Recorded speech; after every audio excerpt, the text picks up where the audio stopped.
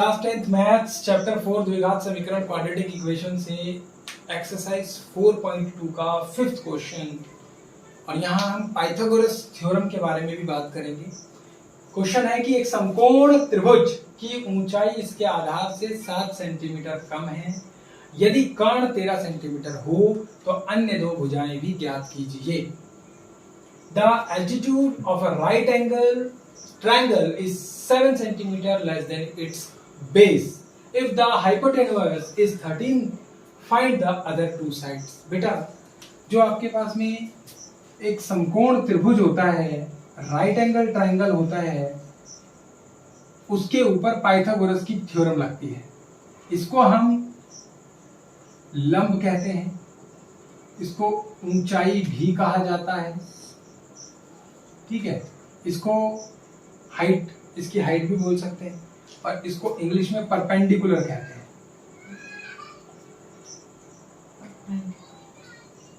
इसको हम बेस कहते हैं, आधार कहते हैं। ठीक है, याद रखिएगा, जब मैं यहां खड़ा हूं और यहां से जब मैं झांकता हूं, देखता हूं, तब मैं इसको आधार और इसको लंब कहूंगा, ऊंचाई कहूंगा या परपेंडिकुलर भी कहूंगा। समझ गए? ये हमेशा कर्ण कहलाता है, यानी हाइपोटेन्यूअस कहलाता है, जो 90 डिग्री के सामने वाला। बेटा इसको P, इसको B और इसको H से हम डिनोट करते हैं, दर्शाते हैं। ध्यान देने की चीज है कि जब भी कभी हम हाइपोटेन्यूअस कर्ण को निकालते हैं, उसका स्क्वायर करके निकालेंगे। याद रखिएगा, सीधा सीधा ये कोई भी फॉर्मूला नहीं लगता, स्क्वायर कर लगता है। तो ये किसके बराबर होता है? आधार के स्क्वायर जमा परपेंडिकुलर के स्क्वायर। ठीक है, B square plus B square. कुछ बच्चों ने बोला भैया P square plus B square लगा दूं क्या? हाँ लगा दो, इसको पहले लगा दो, इसको बाद में लगा दो, कोई दिक्कत नहीं है, निकलेगा आपका कर्ण, क्योंकि दोनों ही किसमें है? प्लस में है। समझ गए? इसका हम यहाँ यूज करेंगे। तो हम सॉल्यूशन लिख रहे हैं इसका। माना त्रिभुज का आधार, let the base of a triangle is x centimetre. ठीक है बेटा, थर्ड चैप्टर से सॉल्व करेंगे इसको। तथा देखो, इससे भी कर सकते हैं, बट थोड़ा सा थर्ड इसमें डाल दो ताकि थोड़ा सा आपको समझ में आता है। त्रिभुज की ऊंचाई and the height of a triangle is y centimetre. बेटा दोनों को, अब देखो क्या बोल रहा है कि इसकी ऊंचाई इसके आधार से 7 सेंटीमीटर कम है। दोनों को बराबर में लिया, x बराबर y। बोल रहा है जो इसकी ऊंचाई है ना, वो आधार से कम है, आधार से कम है। तो जो आधार है वो क्या है? ज्यादा है, यानी कि x क्या है? ज्यादा है। x ज्यादा है, कितना ज्यादा है? 7 सेंटीमीटर ज्यादा है। तो x जब 7 ज्यादा है तो इसके अंदर 7 की कमी है, इसमें 7 जोड़ दो। समझ गए? x का वैल्यू निकल कर आ गया आपके पास, यानी कि या तो x लिख दो या x की जगह ये लिख दो। तो आपके पास में ये रहा x, इसकी जगह मैं और क्या लिख सकता हूँ? y प्लस 7 भी तो लिख सकता हूँ। इस x की जगह में y प्लस 7 भी तो लिख सकता हूँ, x का ही तो वैल्यू है। इक्वेशन समझ में आ गई? अब बोल रहे हैं कि यदि कर्ण 13 सेंटीमीटर, तो कर्ण आपको दे रखा है। अब लगाएंगे हम कि पाइथागोरस प्रमेय से, बाय पाइथागोरस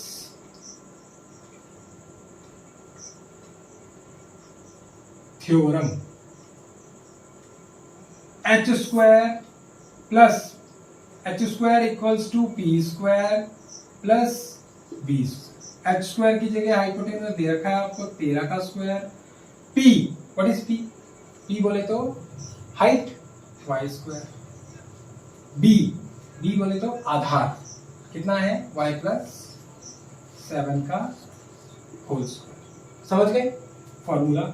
13 को 13 से मल्टीप्लाई करोगे बेटा 169 आएगा, इक्वल्स टू y का y plus a plus b का होल स्क्वायर का फॉर्मूला लगेगा a square plus 2 A B 2ab plus B square 7 का स्क्वायर।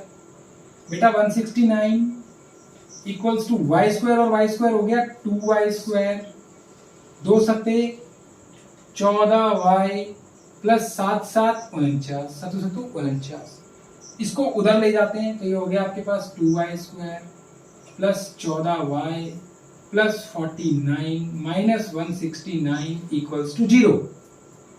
वही प्लस का था, उधर जाकर माइनस का। सबको इधर लाने से अच्छा मैंने इसको उधर पहुंचा दिया है ना। अब हमारे पास में ये हो गया 2y स्क्वायर प्लस में 14y और माइनस का आएगा क्योंकि माइनस का बड़ा है, तो 9 में से 9 गया आ गया 0, 6 में से 4 गया आ गया 2, 120 बराबर 0। सब में मुझे 2 कॉमन लग रहा है तो मैं 2 लिख लेता हूँ। कॉमन लिख लिया, 2 बाहर ले लिया, y स्क्वायर प्लस में 7y माइनस का 2 6 12 60 बराबर 0। तो इक्वेशन अब क्या बनकर आई आपके पास? इक्वेशन आई y square plus 7y minus का 60 बराबर 0। बेटा 2 0 के पास इधर जाएगा तो क्या हो जाएगा? 0 से गुना और इधर भाग हो जाएगा और 0 से भाग होने पर वो क्या बन जाएगा? 0 बन जाएगा। बेटा माइनस करूं, माइनस का निशान है सी पार्ट, माइनस करूं तो 7 आए और गुना करूं तो 60 है। 7 और 60 7 एंड 60 मल्टीप्लाई पर 60 बहुत आसान है। 60 के टुकड़े करो तो बेटा होते हैं 10 6 60 और 10 में से 6 गया तो 4 बचा, आपको 7 चाहिए। 12 पंजे 60, 12 5 जा 60 और 12 में से 5 गया तो 7 बचा।